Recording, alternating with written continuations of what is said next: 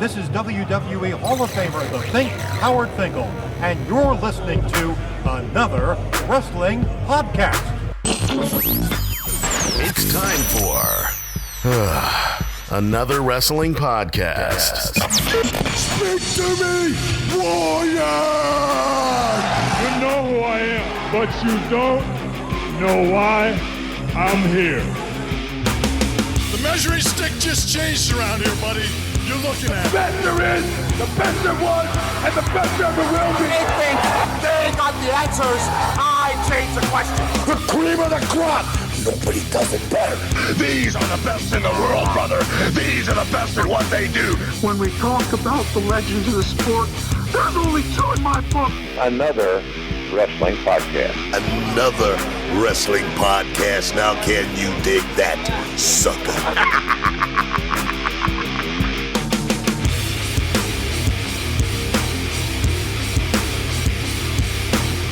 Welcome, everybody, to another wrestling podcast. I'm Jonathan Benjamin. And I'm Steve Credo. And Steve, today is a monumentous occasion. We are at episode number 69. What do you think about that? 69. Wow. That's amazing, Jonathan. One number less than 70, but we're at 69. Yeah, that's correct. Did you major in math in college? I was an art student, so math, just forget about it. 69, okay. Man. It brings me back to the good old Bill and Ted's Excellent Adventure days, you know? I got you. That's it. Today we have another great show. Dare I say, best show ever. I'm going to hold you to it. All right. Well, we have none other than former WWE referee, one of my favorites, because he got to ref all the women's matches. Mr. Jack Doan is joining us today on another wrestling podcast. That's great, guys. We've talked to very few refs before, so this should be a little bit of a treat for all the fans out there and any future refs listening. Maybe we could dive into the mind of the referee and learn a little bit about some rules and stuff, right? Absolutely. This, for all of you that are listening today, it's SummerSlam weekend. It's here. It's in our backyard. But we're not going to be talking just about that. We're talking about any and everything in the world of professional wrestling, and that's kind of what sets us apart here at another wrestling podcast. So today, I think you hit it right on the head, Steve. Today we're going to talk about the rules. That's against the rule, hitting right on the head, right? Yes, that is. Open fist. Open fist. We are going to be talking wrestling rules today. We all know that wrestling rules, but we're going to be talking about wrestling rules today. See what he did there? Mm-hmm. Get it? And if you didn't see what I did there, you have 68 other opportunities to see exactly what we did here by going to anotherwrestlingpodcast.com and listening to all of our 68 previous shows. Steve, what are they going to hear whenever they go back and check some of these shows out? Jonathan, that's the beauty about another wrestling podcast, because, you know, thousands of other shows talk about Raw and SmackDown and Lucha Underground and Impact and Ring of Honor and Global Force Wrestling. We talk about it too, but we talk about topics. We keep it topical, you know, from tag team matches, from greatest rivalries, anything and everything that has to do with a topic. You know, like, we could talk days on end about what we're seeing on TV, but guys, you watched it, I watched it. Let's move on to a topic that we all enjoy.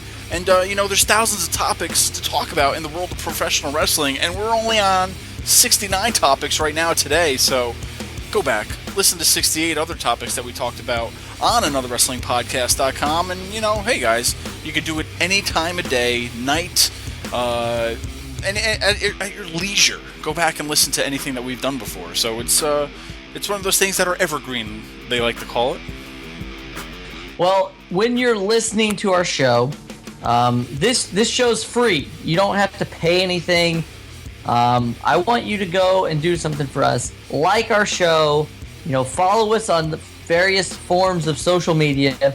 subscribe to our YouTube channel, subscribe to us on iTunes, and rate and review us. We do a lot of work making these shows, and we just ask that you could go and do something for us. So while you're on the interwebs, just show us some love. That's all I'm asking. It takes like 5 seconds, right? Not even. Not even. So you help us, we help you.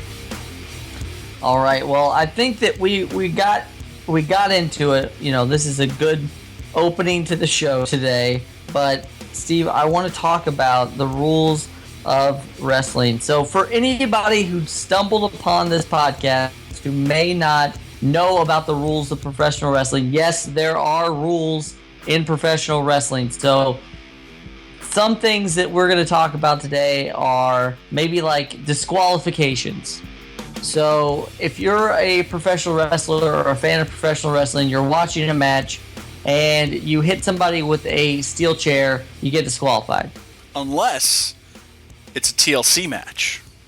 Or a no disqualification match. But for the most part... For the most part, no hitting with foreign objects. In a singles match, there's to be no foreign objects, and you have to stay inside the ring to fight.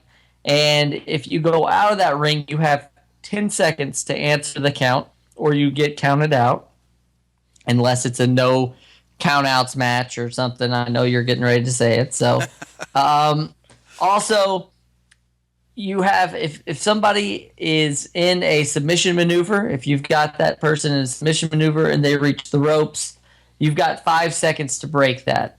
You mentioned it earlier, no hitting with a closed fist. It has to be open. And various other rules.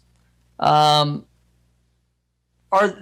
there any of these rules, Steve, that we're talking about that you just kind of never really understood why they do it the way they do it?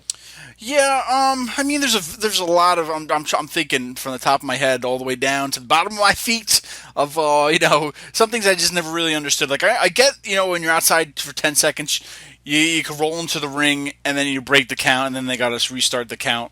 But they never actually established how long you need to stay in that ring to break that count. Is it just a quick, hey, I'm in the ring, I'm out of the ring. That's it. It never doesn't say you have to stay in the ring for a second to break it, so I never really got that. All I got was that you roll in the ring really quick and then roll right out, and then they got to start the count right over. So they never really elaborated on that too much. But that's just like that's really nitpicking it, I guess, a little bit. But well, one of the things that I think is hilarious now, if you go back and look at some of the older wrestling, if you watch, Stampede Wrestling, AWA Wrestling, some of these old wrestling things, you will see that once somebody goes up on the top rope, that they would start counting them. And I don't think that it was ever a set rule, but you were not supposed to be on the top rope, jumping off the top rope. So obviously that rule has changed, but every now and then you'll kind of see some of these refs do like a throwback to where they go over into the corner and they start kind of like try to tell the guy to get off the top rope. So I don't know if that was ever an established rule or just kind of something that was frowned upon, but it is definitely not one of those rules that we have, today in the world of wrestling. Sure, yeah. And Jonathan, what about you? I mean, has anything ever, stumped Mr. Wrestling over here? I mean, you know it all.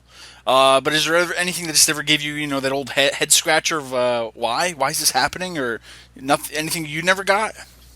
I guess it's not necessarily a rule, but it was something that kind of confused me is when they have like a referee inside the ring and then they have a referee outside of the ring. And I mean, I just never got it. Like, if you're going to say that you need 2 referees for a match, then why aren't there 2 referees during every match? You know what I mean? Like, why is it just for certain moments that they need 2 referees? So it wasn't necessarily a rule, but it was just something that always made me kind of question why, if it was important enough to have it during certain matches, why it's not important enough to have it in all matches. Sure, and guys, if you're listening to us right now, Facebook us, tweet us at A Wrestling Pod or Facebook.com/Another Wrestling Podcast. Let us know. Has anything ever stumped you of whatever happened? And Jonathan, I got another one for you. in a match, the referee gets knocked out, but then all of a sudden another ref can run in and do the count. Now, some matches, there have been, the ref gets knocked out, blah, blah, blah. He comes to, and then, somebody wins or loses. But there are other times where a ref gets knocked out, and then all of a sudden another ref runs to the ring. What's the rules on that? Like, to where, what establishes that another ref can just come down to the ring and call the match? We've seen people to where it's an actual referee, or at times where it's almost like Vince McMahon or Triple H putting on a ref shirt and calling it, or, you know what I mean? To where I never really got that rule to where, if a ref gets knocked out, can any other ref call the rest of that match? Or, they never really, I don't know. I don't think I've ever heard the official rules on that one. Well, I think that they use it kind of at their leisure. Sometimes the count doesn't count, and sometimes it does. It's also one of those things, too, is special guest referee. I guess if somebody, the GM or the president or the commissioner, endowed them with the power to be a referee, that I guess their count actually does count. But yeah, it's very confusing. I want to see the official rule book of professional wrestling, and I have yet to see one. So maybe we get cracking on that. That's right, guys. Jonathan, I mean, a lot of rules in wrestling. Some they just never go over. Some that it's pretty obvious of what's happening. What about in tag matches? Do they still use that rope in the corner? Some people do, some people don't. I don't know. Is it even there anymore? It's where you can only make a tag. Yeah, the tag rope is still there, but it's not used very often. And then, speaking of tag team wrestling, there's the Freebird rule, which is what New Day is using right now. And if you're unfamiliar with the Freebird rule, it was made famous by the Fabulous Freebirds, in which any two members of that team could be the tag team. So, like Los Matadores, there's just two people. Titus O'Neil and Darren Young, there's only two people. But if you're New Day, it makes it a little hard for your opponent to guess who they're going to be facing. They can't really prepare for the match very well, because it could be Xavier Woods and Big E, or it could be Kofi and Big E, or it could be Kofi and Xavier, or Big E and Kofi. I think I said all the combinations. Regardless, that is the Freebird rule, and apparently, it's all legal. Wow. Man, they really need to refresh the rules, I guess, because, you kind of just take it for granted every day when you watch it. But then, sometimes they throw in a new rule that you just really don't get, or you're like, huh? What happened? So it is funny. If we definitely had like a whole list or whole booklet of pro wrestling rules, I would definitely love to read up upon it. So read up on it, Yeah, and Steve, one of the things that we've failed to mention so far is banned maneuvers. That's right. Now, if you look back at the time when Jerry Lawler was fighting Andy Kaufman in Memphis, the pile driver was a banned maneuver. So after he used that maneuver on Andy Kaufman, he got disqualified. It is not a banned maneuver so much nowadays, but it is not used by anybody really other than Undertaker, because it is a dangerous move. And if you research this, or if you're just a walking Encyclopedia Britannica of wrestling knowledge, such as myself, you do know that there are certain banned maneuvers in the WWE repertoire. So there are maneuvers like Gregory Helms' Vertebreaker that is outlawed, and several other maneuvers that you would be surprised by. But one of them is the Tombstone, and that's because of incidents like Owen Hart, Stone Cold Steve Austin. That is just, these moves are very dangerous, and given the wrong two people, you can have serious side effects from those maneuvers. So that is also a rule, that certain moves are banned maneuvers. It is interesting, Jonathan. I mean, we take for granted the referee and what a referee does. We just figure he goes in, he's got to count 1, 2, 3, and that's it. But there's a lot more to it that we're just figuring out, I guess, when you talk about it. Because, in your head it's one thing, but then when actually talking about it, you're like, wow, there's a lot of stuff going on that these guys need to do. And it sure is interesting. And I know, Jonathan, you had the pleasure to speak with Jack Doan recently. And, can you tell us a little bit about what we're about to hear? Yeah, Jack is an amazing person. He is from the Midwest, Danville, Illinois.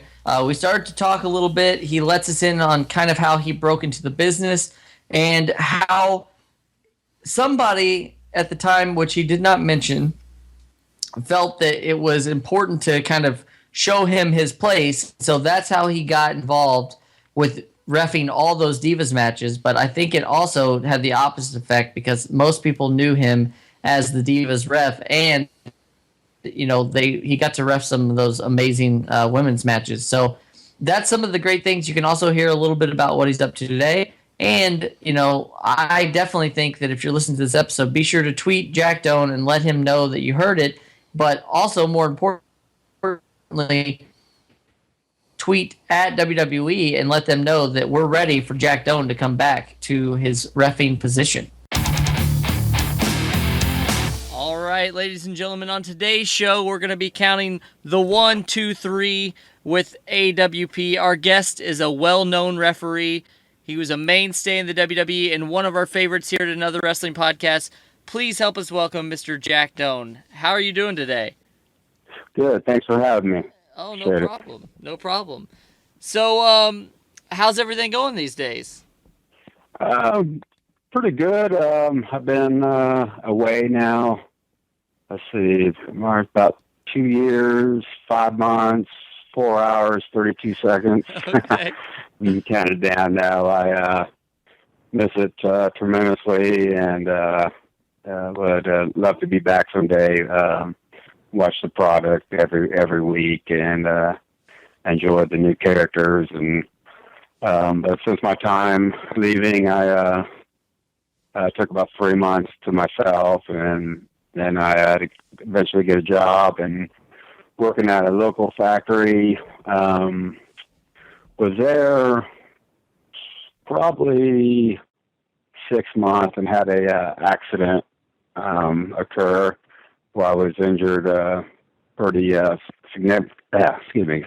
pretty bad, and had to have surgery on my right shoulder and right bicep, and due to some legal reasons I can't get into, but it was a major surgery, and about 8 months of therapy. Came back to work for 3 weeks and broke my hand. So I just recently have gotten out of a cast. So injury-wise, hasn't been a great year and a half for me. Well, we do hate to hear that, and especially after going through wrestling all those years. I know you had some injuries there, but it sounds like those are pretty rough. So yeah, it's with this last one ended up being three on my left shoulder with the wrestling, and my first one on my right when I thought I'd give it a shot. So I ended up with 4 surgeries on my shoulders altogether. Wow. So, had great doctors, good therapy, and actually probably last 3 months, besides dealing with the cast, 4 months, I've been back in the gym, hitting it pretty good, and getting my strength back, and getting back in shape. So, well, now we kind of, I think a lot of people know you as a referee, but a lot of people don't know how you really got started in the business. I guess we should back up even further than that. Did you watch pro wrestling when you were growing up? Funny story. No, I didn't, and when I did break into the business, that I was kind of, it's just the way it was back then, with wrestling being what it was as a sport, not so much, entertainment. It was a well-kept secret. The bad guys, the heels, rode in one car, the baby faces drove in another car, and so me coming in, I really didn't know much about pro wrestling. Of course, I remember as a child, we had a public high school here and down the auditorium. I remember Dick the Bruiser and Crusher, and those are some of the names I remember my dad taking me to. And I actually remember being so upset because referee didn't see Dick the Bruiser as being double teamed and beaten down. And I can actually, one of the things I still remember, my uncle, who's done a lot for me, he was a big wrestling fan.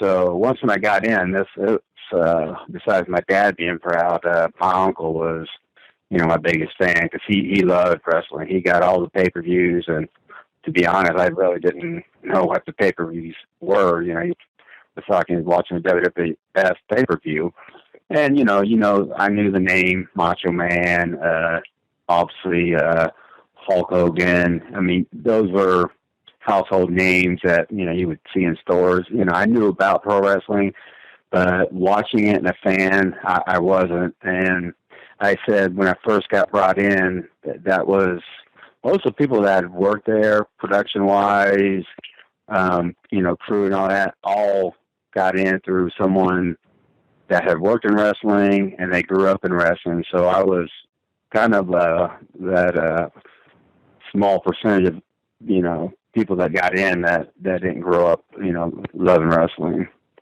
Now, But, you actually didn't start out as a referee. So how did that happen that you got into the business? Well, it's a funny thing. I had a decent high school career playing football, and we all have that dream. You think you're going to the next level, and reality sets in, and you find out you're 6 inches too short and 30 pounds underweight and about 3 seconds too slow to go to the next, a decent sized college. And then I had some small Division III offers, but they can't give full scholarships, and it's still pretty pricey to go there. So that was a big letdown and disappointment for me. So I was lost for about a year, what I wanted to do. I went to, most of my family has served in the military. And, so I was leaning towards, joining the Marines, follow that avenue. And, I started, at a local gym here as a trainer in a gym and going to a local junior college. Going back and forth between I wanted to do law enforcement, but I also wanted to teach and coach. I loved the passion of football and being an important part of a young person's life and developing them into a young man. And so I went back and forth on that, and money was a factor. Where am I going to make the best living? And then I still had the Marines in the back of my mind.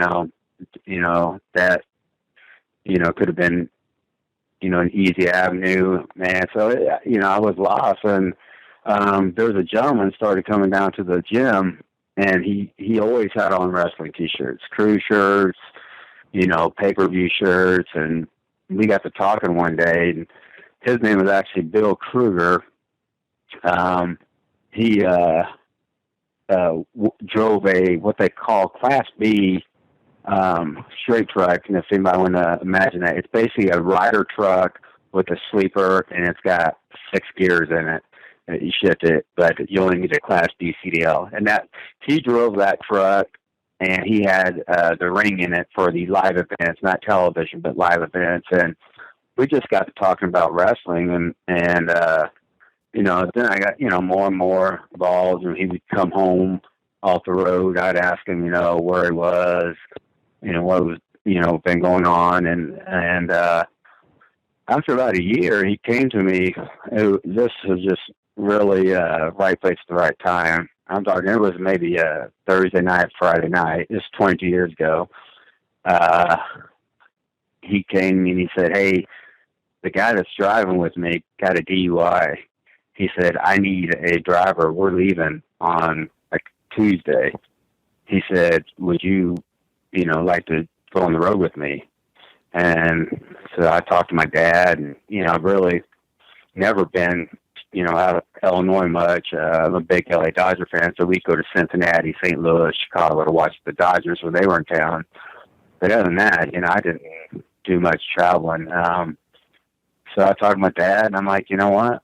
I'll give it a shot. You know, it's I kind of lost what I want to do. So my first show was in Sioux City, Iowa.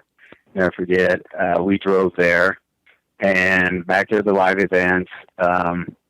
We just had the ring and then some small lights above. We didn't do that. They usually hired a local company to bring in some lights and a sound system if the building didn't have it.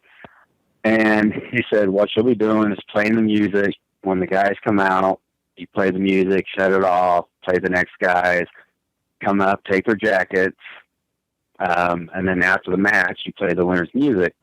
And then he refereed. So what we would do, we would get there 10 in the morning at that time and build the ring. We'd have usually 4 guys locally. We'd build the ring, have a couple hours downtime, and then showtime. You know, he would referee, and I would do that job. And I don't ever forget, it was the Beverly Brothers. It was my first time playing music, and they got in the ring, and they opened their tapes, and they're walking around, and they're in there, and I'm like, okay, well, must have been that time I shut off the music. And then they go to approach the corners to get up on the corners and open their tapes. So they're looking back like, who just did that? And I remember Jack Lanza was the production manager at the time and the agent for the show, and he came over. This is my very first show. He came over and just came unglued. I think I was called every name in the book, and you know, I mean, it just crushed me. Tears welling up my eye, and I'm like, you know, I've never done this, you know, and so we got through the night pretty good. This Ric Flair had come over and was running a angle with Bret Hart. So I go and take Ric Flair's robe at the time, and I folded it up real nice and neat. And locker room at that time had a nice carpet in there, so I set it down next to his bags. After the show, I just walk in there to make sure, you know, everybody got their stuff, everything's okay, and Flair just comes unglued on me. He says, "Who are you?" And I said, "You know, I'm Jack. It's my first night." And he did his Flair promo on me and says, "This robe costs more and you'll make 5 years in this business, kid. So don't you ever set this down on the ground. Do you know who I am?" And to now, this day, I'm thinking, was it a rib on me in front of the boys or Flair at the time to being Flair? And so, I mean, I got tears welling up my eyes in front of all these guys, and I leave the locker room. And remember Dave Hebner at the time, he was the other agent on the show, and he comes up, he says, "Hey, you know, don't let it get to you. You know, you're new here. You're gonna be given a hard time. So just hang in there." And so from there, we went from Sioux City, Iowa, to California, to Portland, to North Dakota, back home. We did 20 days. We did maybe 4 or 5 shows in 20 days. And we had, at that time, we had 3 trucks. Remember Dangerous Danny Davis? He drove one with a guy named John D'Amico, and they basically did the same thing. One would referee, one would play the music. And then Mike Chioda, who's still there refereeing, senior ref, he did it. He had a truck with Tony Schimmel, who would do the ring announcing. So we had 3 trucks, and basically we would jump shows. You know, if we were in Chicago, the next day the other truck would be in St. Louis, and we would just keep jumping each other. So, I mean, sometimes you had some crazy drives, but we started, you know, doing that. And after that tour, I told my dad, I said, "I don't know if this is for me." And he's like, "You know, stick with it." He said, "You know, you're making more money you ever made." So, you know, because, you know, I had 3 or 4 different jobs, so you got paid for them. So I stuck it out. And after about maybe 2 years, we drove down to Las Vegas, Nevada from Illinois. We drove the truck down to Las Vegas, Nevada for WrestleMania, and Bill Kruger, who got me on, said he was done. He had had enough. He didn't want to travel anymore. He was he was in the Navy, so he had his college paid for. He had already looked into it. He flew home, and that's me out there at WrestleMania. And my boss at the time was, he was a great guy, but they were like, well, we're going to have to let you go. And I had developed a good friendship with a lot of guys, a lot of the crew guys and production guys, and they all went to bat for me and like, hey, he's a good kid, he works hard, doesn't cause any trouble, is there anything we can do? Well, then they came up with the idea of, me refereeing and then hiring a guy on to do my job. So I started, refereeing from that point and, kind of learning about refereeing. And then unfortunately, and I can't tell you what year it was, but we had left Ocean City, Maryland, and a lot of guys, had long tour and was driving home, and Joey Morella and Harvey Whippleman had crashed their car, and Joey Morella was killed, and he was one of the referees. And if anybody remembers Gorilla Monsoon, that was his son. And by an unfortunate accident, it kind of opened the door for me to start refereeing a lot more. And that's basically, how I got into refereeing more often. And then in 1999, they sold every truck they had, the TVs, the crew, and they just didn't want to deal with, the DOT insurance. So they have a company out of Phoenix that they use now. And tell you how the business has evolved. They were back then at 4 semis that would do the television, carry all the gear. Now I believe they're at 17. And for the live events, they have a full semi now, and it carries a lighting rig, a stage, a small stage, a Tron, and the ring and barricade. So that's how much, the business has evolved. The live events, they have really put a lot of money into it to make it look like, a television taping. And then from that point, 99, I stayed on doing production and refereeing. We would fly into, like I said, Chicago, a production manager, referee, and then a lighting guy, sound guy. There'd be 4 or 5 of us. And anything under 300 miles, you got to drive town to town. Mm-hmm. Anything over 300, they have a tour bus, rock and roll tour bus for you. So say we would start at 8 in the morning, and it would take about 4 hours to set everything up, lights, stage, ring, and then we'd get some downtime. We played a lot of cards. I would, hit the gym when I could. We just had a great time. And then come showtime, I'd referee, guys would play the music, lighting guy do his job. Afterwards, we would pack everything up. It'd take us 2.5 hours to get the truck loaded up. It'd be usually 1 in the morning, and sometimes we'd have 3-hour, 4-hour drive. We'd get in at 4 in the morning and have to do it all over again at 8 in the morning. So the road was tough. It was you didn't get much sleep. You would usually work Friday, Saturday, Sunday, TV Monday, TV Tuesday, go home, maybe do it another weekend in a row, and then you'd get a third weekend off. And the 3 guys that stayed on as ring crew and ref was me, Chad Patton, who's still there, and Charles Robinson. We opted. They gave us a choice to just referee, and all 3 of us felt like, hey, we're out here anyways. Let's make our production pay, crew pay, and then our referee pay. So we all, the 3 of us, chose to do both jobs. And although it was time consuming and, really wore you down, it was end of the year, nice to see the 1099 where you made your money. So now, do you actually remember the very first match you ever reffed? I just got asked this today. I am pretty sure it was Virgil and the Brooklyn Brawler. I'm about 99% sure that was my first match, was Brooklyn Brawler and Virgil. Okay. And, go ahead. No, it's fine.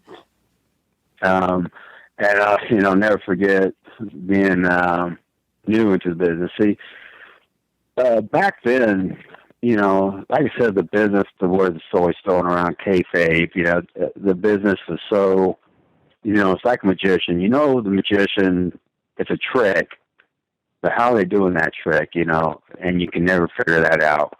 And that was like wrestling. It's like, man, how are they doing all this? And now, although it's come out entertainment, predetermined, blah blah, the physicality of wrestling is, no one could ever understand how physical and how athletic these guys are. Nothing gets me more upset than I'm in the gym now, and there's some guy, walking around 260, built good, and thinks, and now I hear it all the time, you do the wrestling, didn't you? I said, yeah. I said, I think I could go in there. I saw, say, such and such. I stood next to him. I'm a lot bigger than him. And I'm like, it's not about how big you are. It's about, knowing psychology of wrestling, being an athlete, being able to cut a promo, use the mic. I mean, your best wrestlers of all time can cut promos, and and having that it factor, that charisma that draws the fans. I said, I get a little irritated, and so I probably sometimes I should not let it get to me, but I get defensive of the wrestling business because I hate that anybody thinks they could go in there and bump around and do what these guys do. It's such a art, and knock on wood that both these guys leave the ring. They're of course bruised and banged up, and nobody is seriously hurt. But I kind of jumped to that. But getting back to, back then, my first match and stuff. But, they didn't want a new guy to come around, kind of see everything that was going on, and then leave and tell the wrestling business. So I would say for probably 2 years, I wasn't allowed in the locker rooms. I dressed in whatever closet I could find, public restroom. It took about 2 years to get the respect of the guys to be able to say, okay, you're one of us.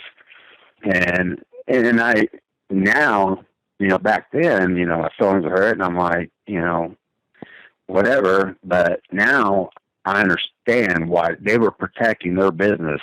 This was their living, and if they were selling tickets on, what they had the fans believing. And so I understand, why it happened the way it happened. And, of course, when they came out as entertainment and predetermined, people thought, especially a lot of, veterans and, old school guys were like, oh, they just killed the business. And, it really didn't. Things are kind of leveled out now, but, wrestling for many years, even, during the Monday Night Wars, was the hottest thing going, and people knew it was entertainment. And I think you got the guy that was sometimes embarrassed about wrestling, or somebody, saying, you watch that. I still get that all the time. And it allowed them to say, hey, it's entertainment. I enjoy it. You go watch a movie for 2.5 hours that took them 1.5 years to make, and half of it got, cut out, and half of it's computerized. These guys are going live, They don't get second chances. And when I used to fly a lot, you sit next to a business guy, and it would always be funny. When he find out what I do, he's like, oh, that, I don't know, I can't really watch that stuff. And I'm like, oh, it's not for everybody. I mean, there's certain stuff I'm not into. I'm not a tennis fan, golf fan, and so I said, that's to each its own, and we get to talk, and I said, but, don't take away from their athletic ability. I said these guys are, Division I football players, Olympic wrestlers, basketball players, amateur wrestlers. These guys are athletes. And then all of a sudden he'd say, how is that Stone Cold Steve Austin? And by the time we landed, he knew everybody in the wrestling business. And I'm thinking, hold on, man, didn't you say you didn't watch this? But he knew everything about it. So I think people, with it coming out entertainment, made it easier for them to say they're a fan of the wrestling, because, it was always that, people say, that ain't real, that, and that drives me crazy. You want to say it's predetermined, it's, scripted or whatever, but don't say it's fake, and I used to go around schools here and I would talk to parents and stuff. I said, don't ever, please tell your kids that it's fake, because when you do that, they think, oh, well, then I'm not going to get hurt. And then kids get hurt, and they try the stuff that these guys have been practicing years for to get up to be able to do that. And I said, the word fake is such a horrible word to throw around in professional wrestling. Absolutely. Now, you, as a referee, had it's a very difficult job, because, you're out there and you kind of have to be seen and heard, but you have to kind of be out of the way too when it's all happening. So, with that being said, what do you think the hardest part about being a referee is? There's certain guys that you kind of see get in the camera way and hog a little bit, and they always work with us to, make sure, you work three sides of the ring, don't get in front of the hard camera, which is the hard camera, I know, is the main shot you see. When you see that direct on shot, that's the hard camera. And if I got my back to it, I'm blocking these guys doing their job. But the best compliment I ever got was a gentleman who I became friends with on the road, did merchandising. Unfortunately, years ago he had passed away, but he went up to Jack Lanza, who was still an age at the time. He says, how's Jack doing out there refereeing? And he said, he's great. He said, you want to know why? He said, why? He said, because I don't notice him. I don't see him. And that, was saying, I'm not trying to be, a superstar out there. I'm there to do a job. But, you've watched, officials in games, or they kind of take over the game sometimes, where the attention is drawn to them, Absolutely. Or baseball, the guys arguing strikes, and the umpire right away rips his mask off, and he's yelling back at the pitcher and drawing attention to himself. Well, in wrestling, people pay to see the guys in the ring wrestle. They don't pay to see me. But probably the hardest, these guys move so quick, they're so athletic, is to make sure you're not in the way. It was funny, not funny, I felt bad for the girls, but the other night I seen where one of the officials accidentally got in the way and tripped, I believe, Naomi, I think happened. And, that was just being at the wrong place at the wrong time, and he ended up, she tripped over his foot. And so that was always my biggest fear. There was times that I did get squished in the corner, or one time Luger had a guy in the corner and I was trying to get him back, and he held me in the mouth, gave me 3 stitches. So probably the toughest part is to make sure you're out of the way. And it was really a tough decision when the guy really was hurt, because these guys are such tough son of guns that they don't want, when they're hurt, they want to keep going.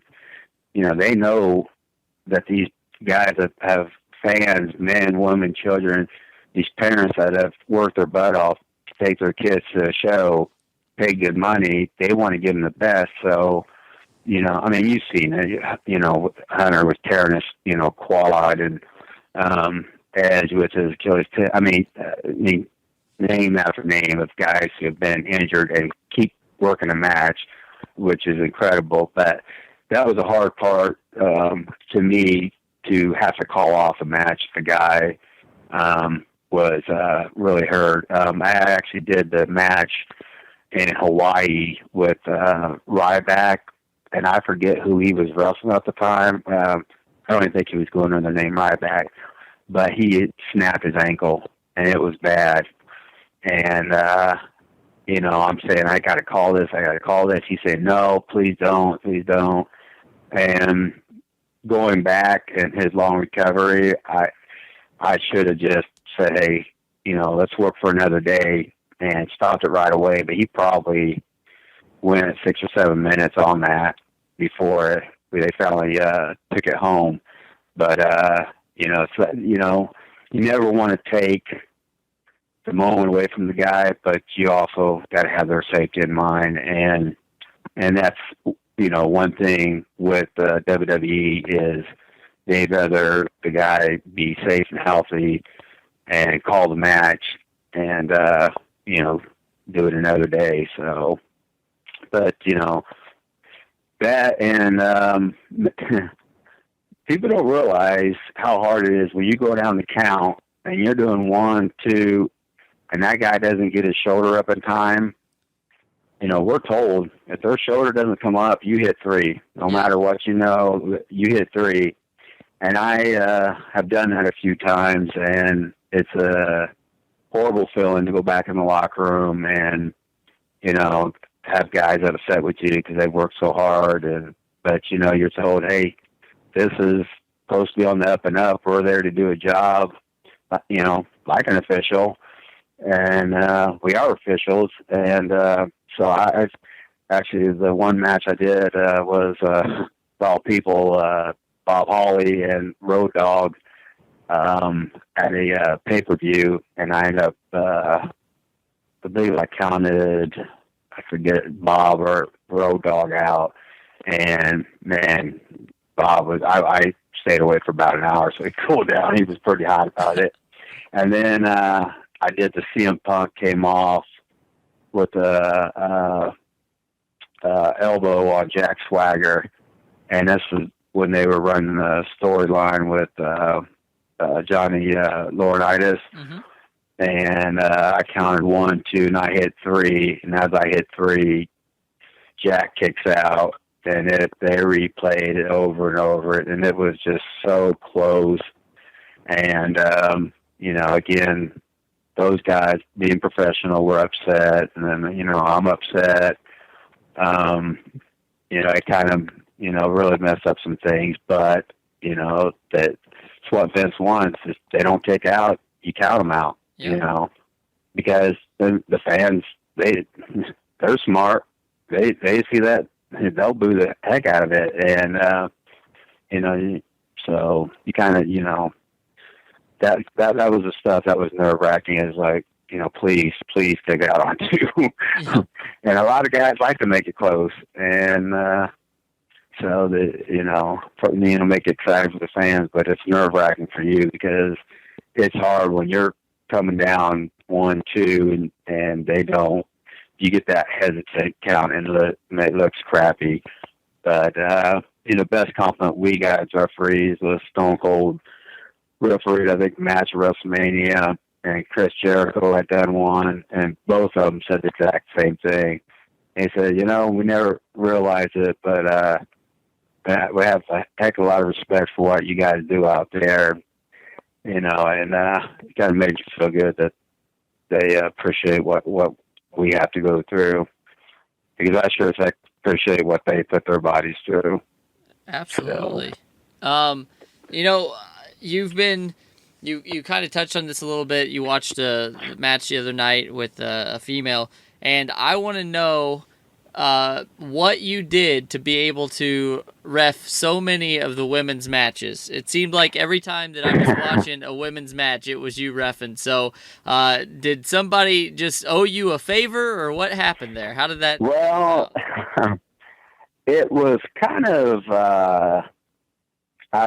I won't ever throw names out in the past. It was kind of a dig towards me. I kind of had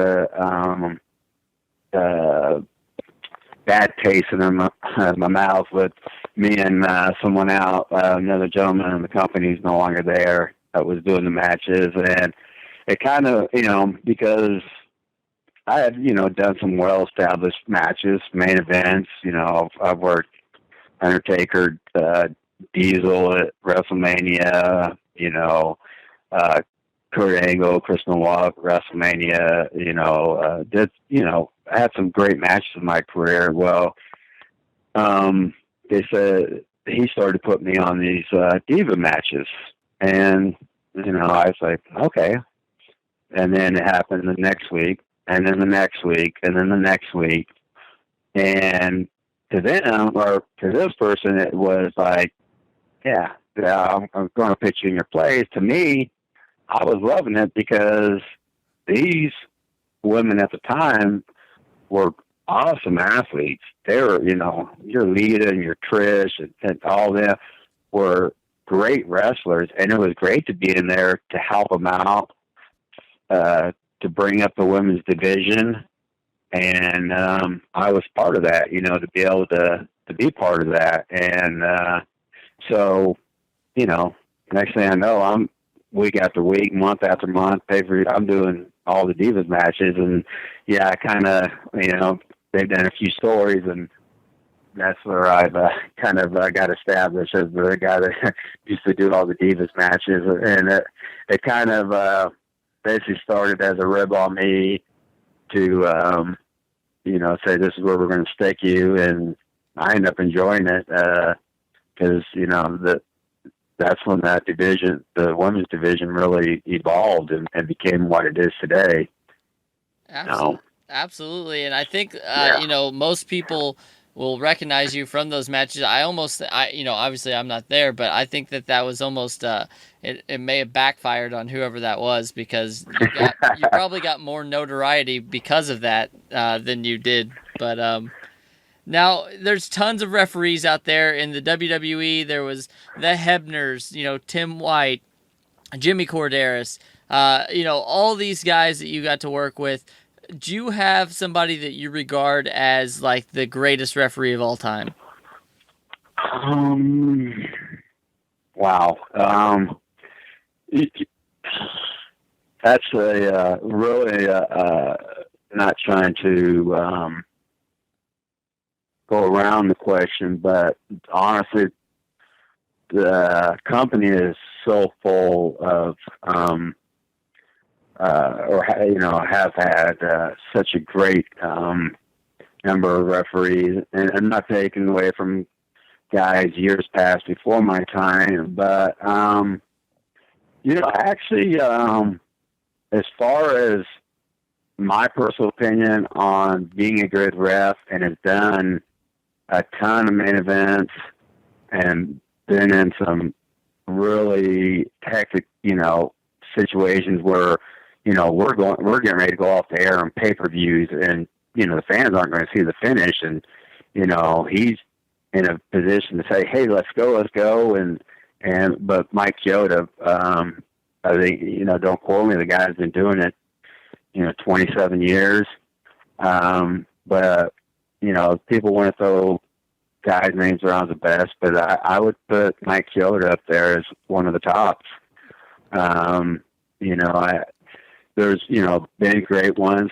All those guys were good. Tim White was instrumental in helping me get established in the ring and polish me up. And, he went through some bad shoulder problems, or he'd still be refereeing today.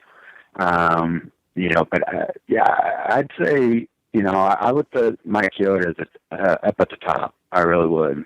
Okay. Now, you've refereed thousands, if not 10,000s of matches throughout your career. Who are some of your favorite superstars or divas to have worked with?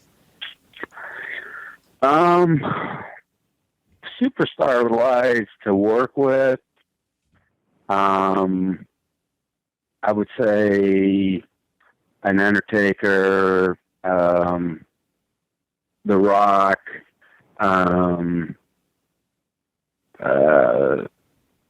man, there's so many of them.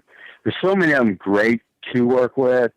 the hardest ones that I worked with, it's probably easier to say, was like a Shawn Michaels or a Chris Jericho.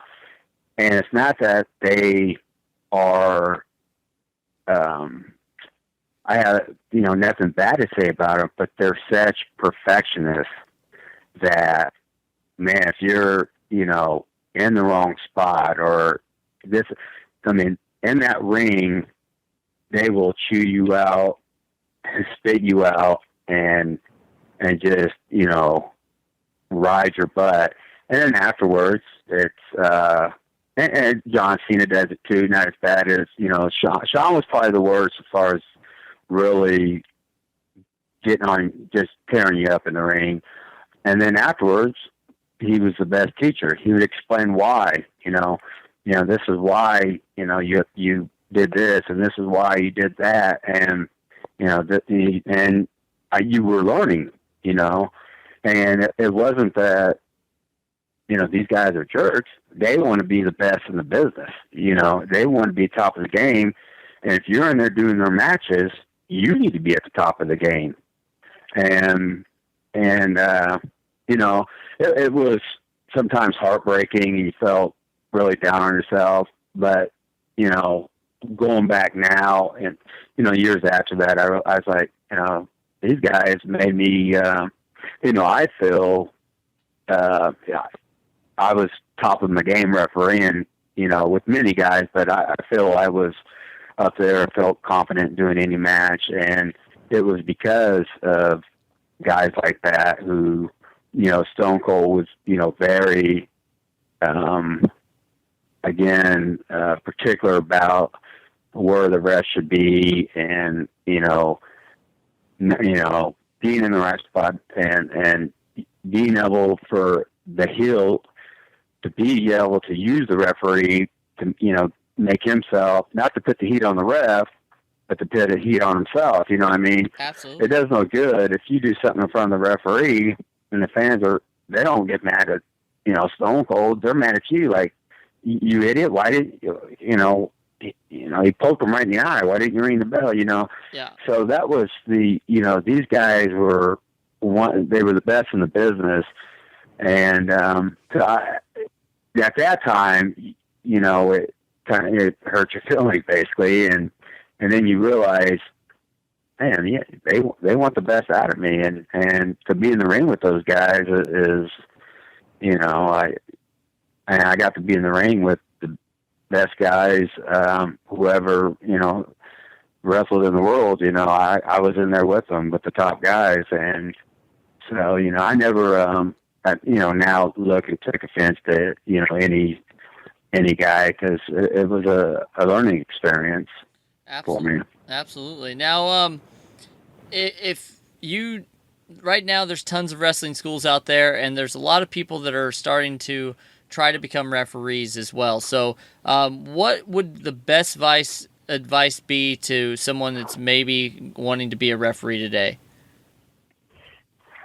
I tell you what, if I've never got a chance to go down to the new Performance Center. Mm-hmm. I heard unbelievable stuff about it being down there and the training and the weights and the stuff Hunter's doing down there with his talent.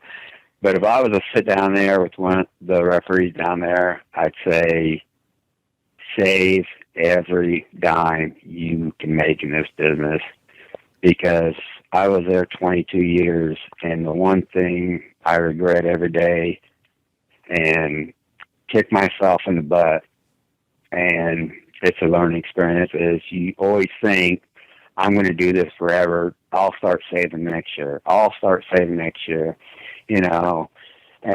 a lot of guys do it. You see it, professional boxers and professional athletes that are broke after they made millions because just being dumb. And, it was like, okay, I bought a boat. Okay, I'm buying a Corvette. Okay, this house, I need a bigger house. And now, you look back on it, that stuff doesn't mean anything.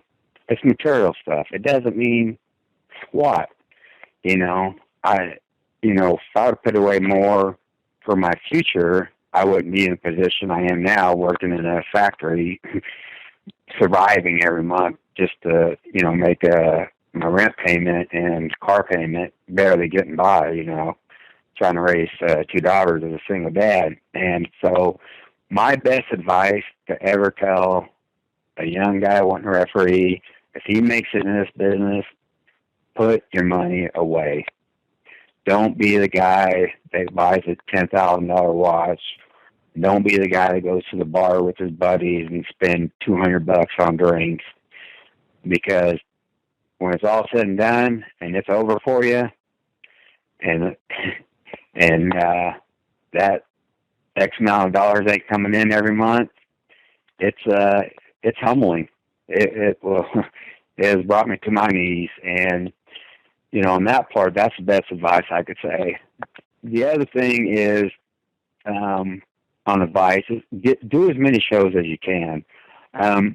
If it's in front of 10 people, in front of 5,000 people, get all experience and do your job in the ring. Don't take a night off and half-ass it.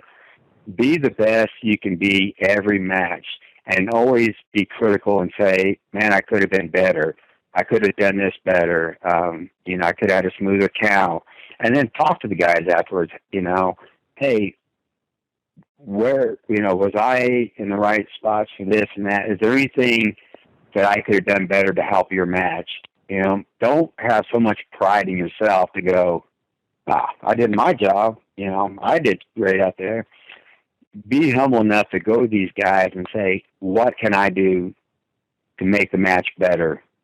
And if it's, hey, you did great. We had a fight, and then, that's great. But, don't, always go to your talent. First of all, thank them for letting them work in your match. A lot of guys,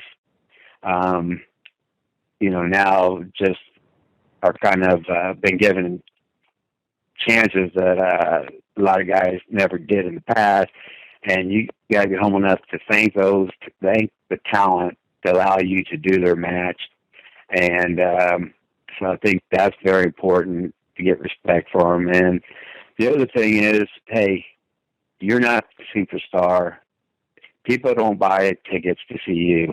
And stay out of the way. Don't try to draw the attention of the crowd. Don't take away. These two guys are in here bumping, taking 25, 30 bumps. Don't take away from that by trying to be part of the show. You're part of the match, but you need to pull yourself away too. If you're constantly in there, not letting the guys do their thing, the attention of the fans start focusing on you, and you never want to do that. And if you're wanting to get in the business, for that fame and stuff like that, honestly, you're in it for the wrong reason.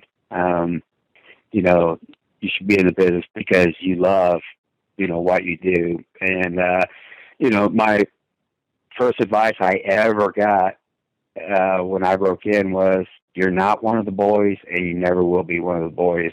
And that wasn't an insult to you, but you're not. You're not the guy in there bumping 30 times a night. You never will be.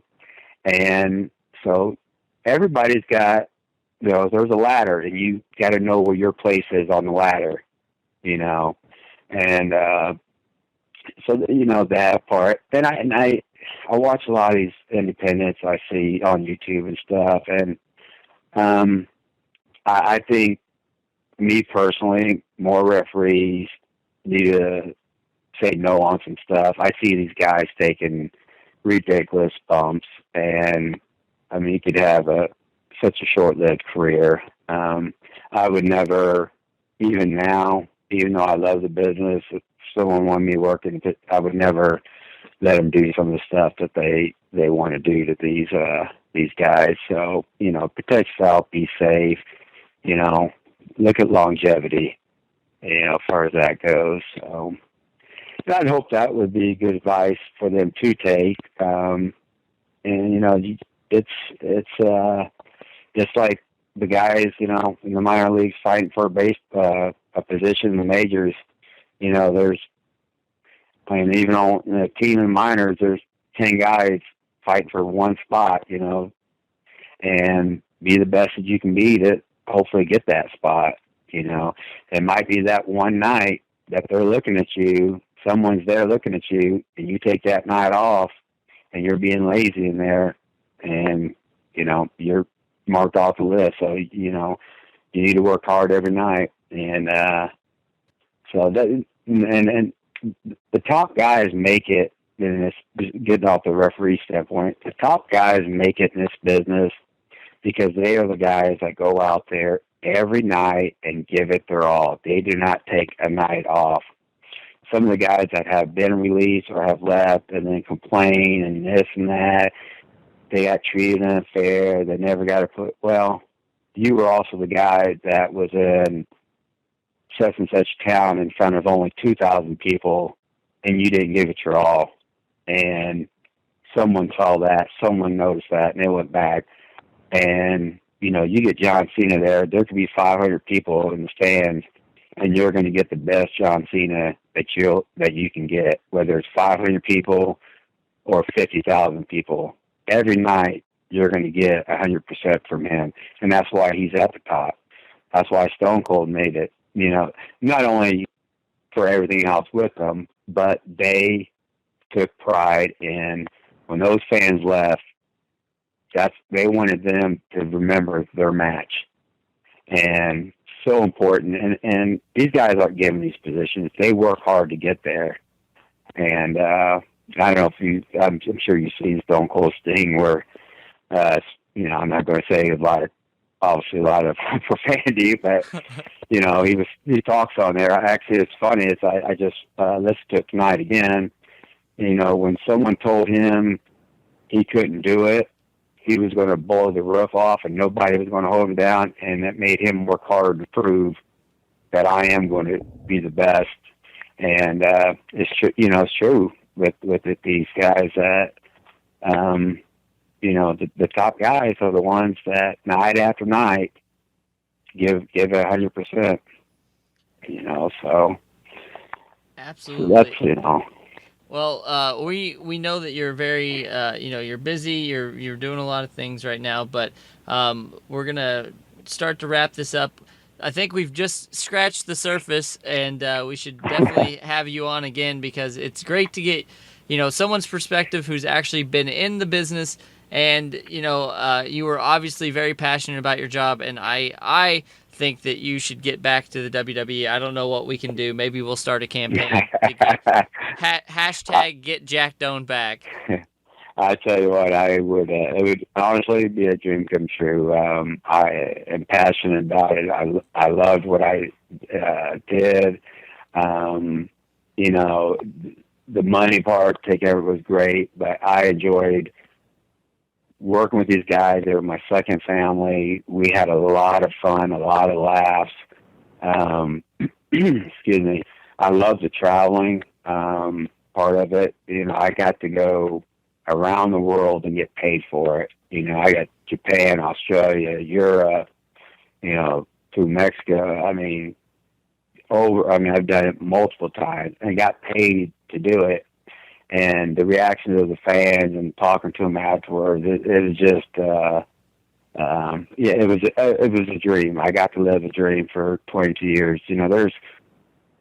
There's times I get down and a little depressed not doing it, and someone will say, "Hey, you got to do it for 22 years. At the top entertainment business, you got to do that for 22 years. There was, a handful of guys, referees, and you were one of them. So realize how blessed you were." So, and I just 2 weeks ago they were in Indianapolis, and Hunter talked to him if I could come over, and they treated me like family. Welcomed me in, got to see everybody. Tell you what, the roster's so different. I didn't know half the guys. I had to introduce myself, but it was strange. It was it's a totally different roster. Some great talent coming through. I think this performance center is really going to bring some superstars. But But to get to that, they treat me great. They're a first class organization. I have nothing but respect for that company, for Vince, Hunter staff, what they do. They've always been great for me and my family. Nothing irritates me more. I don't know people's personal business. Never wanted to know, and that's why I kept out of that limelight. Stayed so long, but nothing hurts me more when someone's been there 5 or 6 years, made a good living, and then they turn around and bash the company or badmouth this guy. And I'm thinking, man, you were given the opportunity, a platform to perform in front of millions of fans, and I don't know, what personal stuff went on this map, but I, personally have nothing but great things to say about the company and what they do and the charities and the Make-A-Wish. And I don't think people truly understand how much the business, the WWE takes in a lot, but they give out a lot for, cancer. And if you go online and read about the charities and the places these guys go and visit, the veterans and the sick kids and the time that they put in, I don't think John Cena ever makes it home.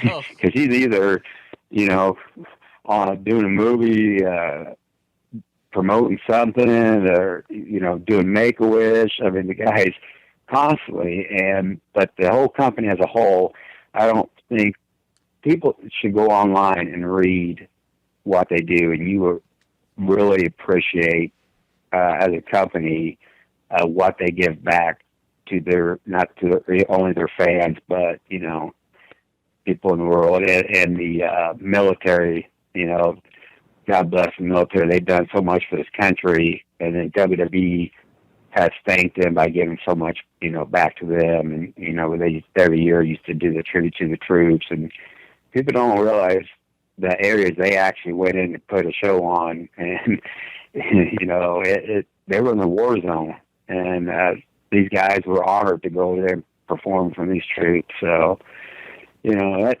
one thing I would say is go online and just click what, and I did it one day, and it's many handfuls of things that they're involved with. So, well, we we want to thank you so much for joining us today. Like I said, I think we've got plenty of things to talk to you about again, and anything that we can do to help you out, we would be more than willing to. We want to thank you for your time in the business, and I hope that you get back there. You were one of my favorites. I mentioned it when I was talking to you, but I met you outside the ring a couple of times. I'm originally from Indiana, now I'm in Connecticut, but every time that I met you, you were very nice. You took the time to talk to people, and it just was. It was great to have met you, and even better to talk to you today. So, thank you again. I appreciate it. I appreciate you having me on, and I tell you, it's only the second time I've done this. For been going 2.5 years, and there's people approach me, and I want it to be done the right way. I want it to be.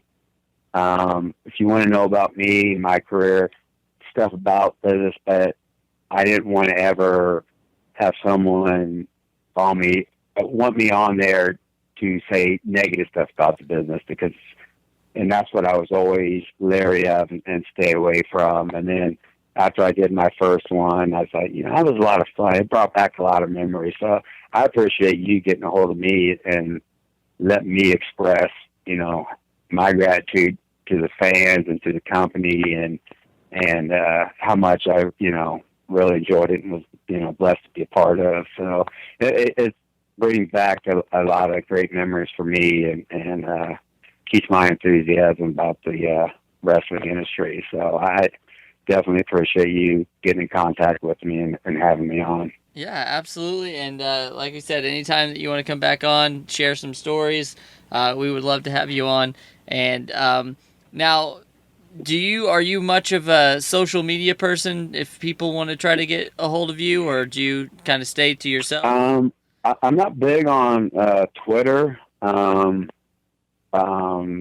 just don't, never have, but I am on Facebook. You can find me on Facebook. I think there's, I mean, you'll know, I have my beautiful daughters online, and you'll know it's Jack Doan, but there's two fake ones. One's a bad picture of me. I mean, most of them are bad, but this one's really bad.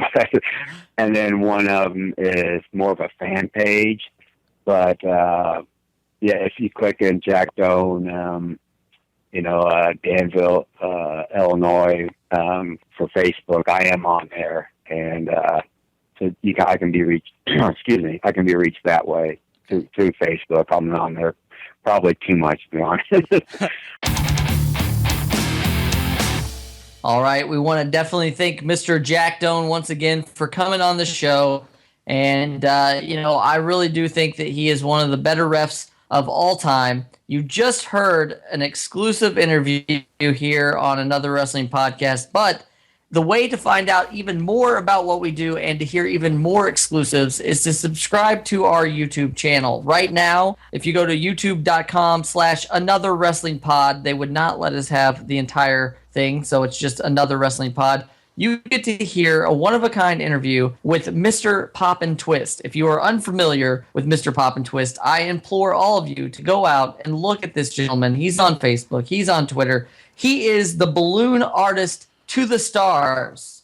And I definitely think that WWE needs to hire him full-time to be their balloon artist. He does amazing work. Check out his Instagram, check out his YouTube, and check out this exclusive brought to you by Another Wrestling Podcast. Steve. Yeah. We just talked to Jack Doan. He is a famous referee. Who, out of the entire world of professional wrestling, has been your favorite referee? You ready to have your mind blown, Jonathan? I am. Earl Hebner. I said it. What? I said it. I said it, Jonathan. You heard me. I said it. Wow. Yes. I know, the Montreal screw job. He was a part of it. He ruined Bret Hart's career, yada, yada, yada. But Jonathan, honestly, he was one of my favorites. You saw Earl all the time in the ring. Jonathan, I mean, I don't know. He was that staple of WWE wrestling. He was the senior referee for years, just watching it. I don't know. He was always one of my favorites. Believe it or not, a believe it or not segment. I always had. I even to this day, when he was in TNA, he'll come out and he has his own shirt and he has "Damn Right I Did It" or whatever on his shirt, and he sells referee shirts about it, because to this day, that was such a big moment in his career that he still lives off it. And hey, what could you do? The guy was put in a bad situation, but what else can you do? The ref. I mean, yeah, believe it or not, Jonathan, Earl Hebner is one of my favorites. Wow, I did not expect to hear that. I will have to go out on a limb and say that some of my favorite refs have been Tim White. He was a Northeasterner. He lived in Rhode Island. Unfortunately for him, he got hurt during a Hell in a Cell match and really never came back from that full-time as a ref. But he kind of was doing some segments and stuff. But now he's actually on the road with some of the WWE superstars. So if you go to a signing, more likely than not, you will probably see Mr. Tim White there. So I'm glad that he's still with the company and he's still doing what he loves. But yeah, he's definitely one of my favorite refs. So we went over favorite. Is there somebody that you can think of that you're just not a fan of as a referee? Let me think about this really quick. Not favorites. Okay. Definitely Nick Patrick. Never really liked the guy. From WCW, then he had a little short stint in the WWE. Never cared for him. I don't know. Never really liked him. He got too much into the storylines, I think, back then, and I don't know, just kind of ruined it for me in a way. So, never, not a really big fan of his. Not at all. Yeah. That is a valid point. That is The one that I'm not a huge fan of, and it's almost for the same exact reason. He was in ECW. He was an old WWF ref as well, and that would be Bill Alfonso. He used to be RVD and Sabu's manager, and he constantly went around. Yeah. That's in my head. He used to be a referee, and I would just never got into Bill Alfonso. And so for that reason and that reason alone, I would have to put him on my least favorite referee list. Jonathan, though, I just want to go back really quick as an honorable mention as one of my favorite referees who really didn't have that much a long stint, but that was Joey Morella. You remember Joey Morella, right? Yes, that is Gorilla Monsoon's son, and I don't remember what legend was talking about it, but someone said, I actually think it was Piper, possibly, that said that one day he went back in the locker room and Joey Morella was duct taped to the floor as a rib that somebody had done. So the locker room was wild back then. But yeah, he was in the era of the bow tie and blue shirt. So that is he definitely sticks out to me. He didn't have too much of the spotlight back then, but like you said, he was the son of the late Gorilla Monsoon. I don't know. He was just, I don't know. I always enjoyed him watching him ref. You know what I mean? Like I never hated the guy. It was just entertaining as part of the matches. So unfortunately, he died at the age of 31 in a car accident. So unfortunately, we didn't get to see too much of what he had. But definitely an honorable mention, one of my favorite referees of all time. And I really wish that hadn't happened to him, and I think he would have went on to be a really awesome ref. Well, it's one of these things, and I have to say it, the referee is a very important part of the professional wrestling match. He's the third man. He's keeping the law and order out there. Without the ref, it would just be utter chaos. I want to thank Jack Doan for stopping by and talking with us today. I also want to thank, any of the past referees that we've talked to and any of the referees that we'll talk to in the future for, getting in there and mixing it up with these guys. And Steve, we talk about this all the time.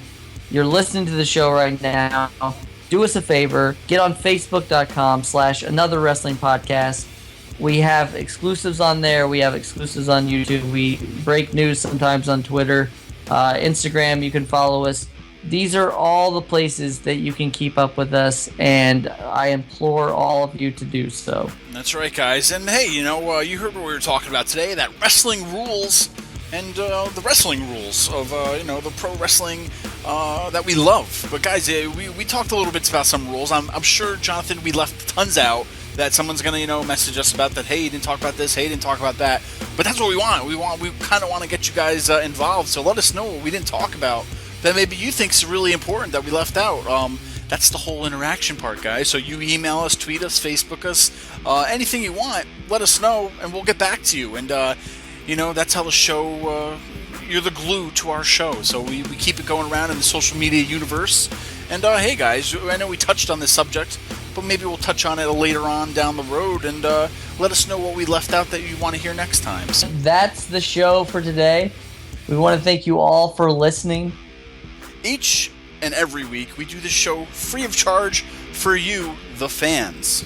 Now, if you're wondering how to repay us for all of this amazing content, we have just the thing. Subscribe to us on iTunes, and while you're there, be sure to rate us and give us a good review.